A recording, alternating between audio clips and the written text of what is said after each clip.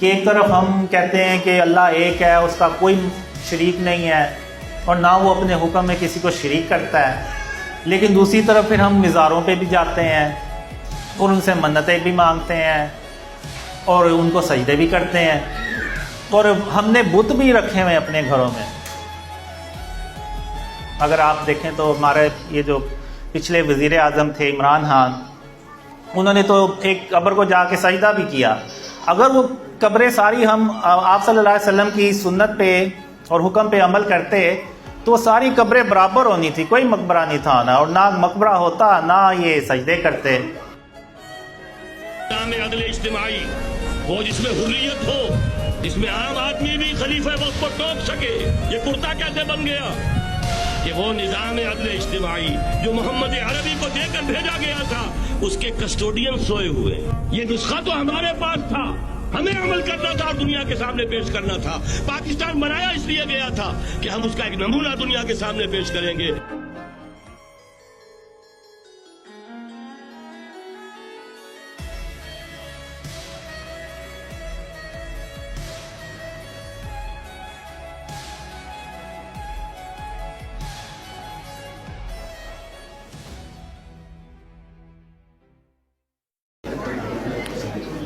بسم اللہ الرحمن الرحیم، السلام علیکم ورحمۃ اللہ وبرکاتہ۔ آج کی اسپیچ شروع کرنے سے پہلے میں آپ کو ایک ویڈیو دکھانا چاہتا ہوں۔ خیر ایسے نظر تو نہیں آئے گی، شاید آپ لوگوں کو آواز آ جائے تھوڑی سی۔ میں نے دیکھا بڑے بڑے داڑیوں والے اس کے ساتھ یہ خوفزدہ بیٹھے ہوئے ہیں۔ ہم کہیں انکار کریں تو کافر نہ ہو جائے، اگر ہم کہیں انکار کریں تو کہیں کافر نہ ہو جائے۔ مولانا صاحب یہ فرما رہے ہیں کہ بڑے بڑے داڑیوں والے ان کے سامنے ایسے بیٹھے ہیں کہ جیسے اگر وہ نہ مانیں گے کہیں کافر ہی نہ ہو جائے، اور یہ کہ بہت سارے لوگ تو ہر کسی کے ساتھ شامل ہو جاتے ہیں، ذرا نم ہو تو یہ مٹی پر تو بڑی زرخیز ہے۔ اب میں یہ بتانا چاہتا ہوں کہ یہ لوگ جو بڑے بڑے داڑھیوں والے ہیں یہ کیوں بیٹھے ہوئے ہیں، اور جبکہ میری داڑھی نہیں ہے۔ تو اس کی ایک ہی ریزن ہے کہ اب میں آپ لوگوں کے سامنے ہوں، نہ میری داڑھی ہے، نہ میں ریلیجیس پرسن ہوں، اور نہ میری کوئی نمازیں ہیں، نہ میرا کوئی شاید کوئی اور نیک عمل ہو۔ تو آخر ایسی کون سی وجہ ہے جو آپ لوگ یہاں پہ آ جاتے ہیں؟ تو یہ چیز میں آج ڈسکس کرنا چاہتا ہوں۔ تو یہ جو مولانا ہیں انہوں نے کہا کہ بڑے بڑے داڑھیوں والے ایسے اللہ معاف کرے خوف زدہ ہو کے بیٹھے ہیں، ایسی بات بالکل بھی نہیں ہے۔ میں ان لوگوں کے آپ لوگوں کے مشورے سے چلتا ہوں، اور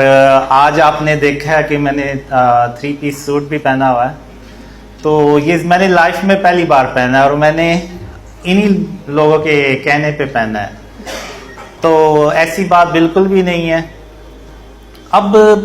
میں یہ بتانا چاہتا ہوں کہ یہ لوگ کیوں یہاں پہ بیٹھے ہوئے ہیں، یعنی اگر آپ دیکھیں تو پوری دنیا سے لوگ بلیو کرتے ہیں ڈریمز کا، تو وہ کیوں کرتے ہیں؟ تو اس کی ایک ہی ریزن اللہ نے خوابوں میں دکھائی، 2 ریزنز دکھائی۔ تو پہلی تو یہ کہ اگر اللہ رحمان نہ ہوتا تو آج نہ میں یہاں پہ ہوتا اور نہ آپ لوگ یہاں پہ ہوتے۔ اور دوسری جو ریزن ہے، پہلے پہ میں تھوڑا سا ایکسپلین کروں گا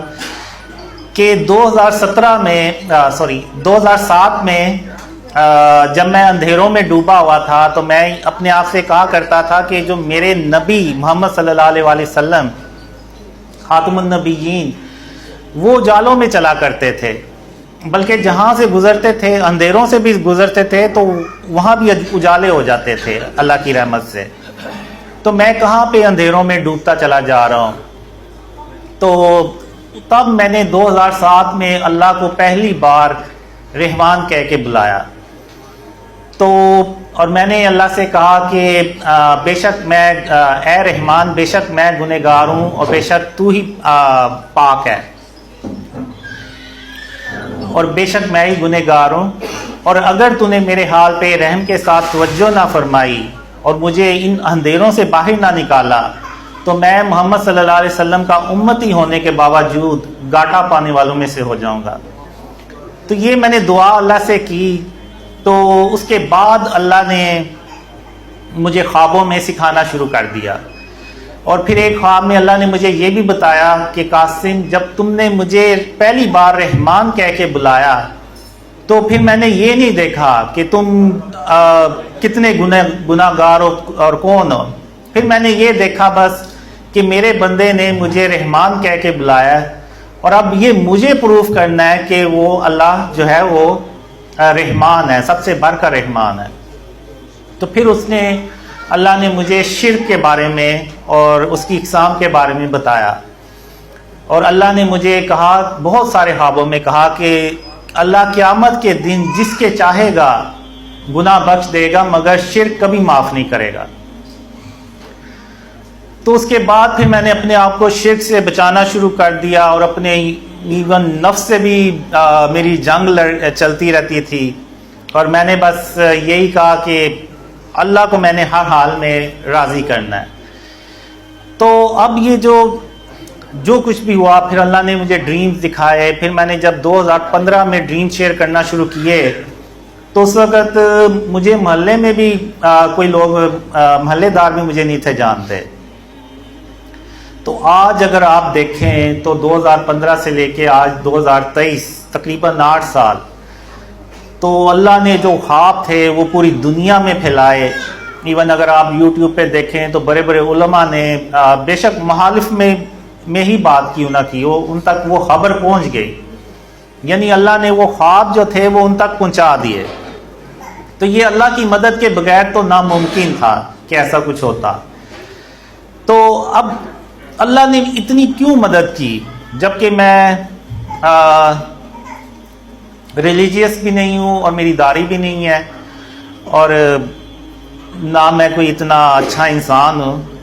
تو اللہ نے مجھے ایک ہی ریزن بتائی، جو دوسری ریزن جو تھی وہ یہ بتائی اللہ نے کہ قاسم، میں تیری صرف اس لیے مدد کر رہا ہوں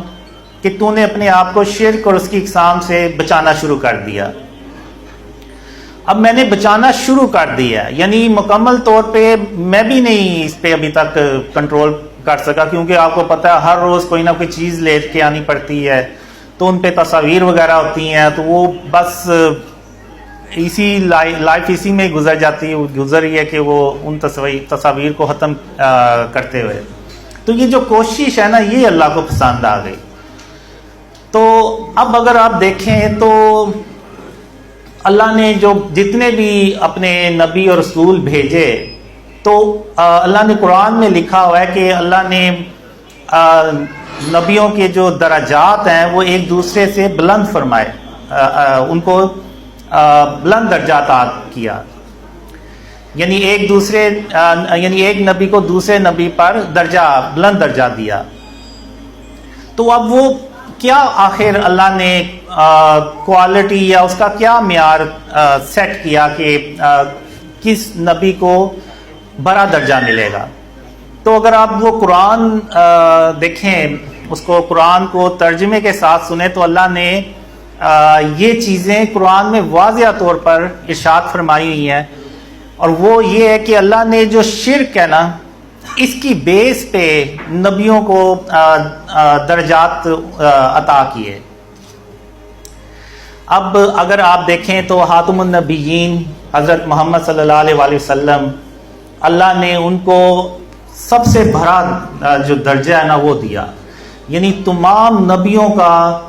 سردار بنایا، اور تمام جہانوں کے لیے رحمت للعالمین بنایا،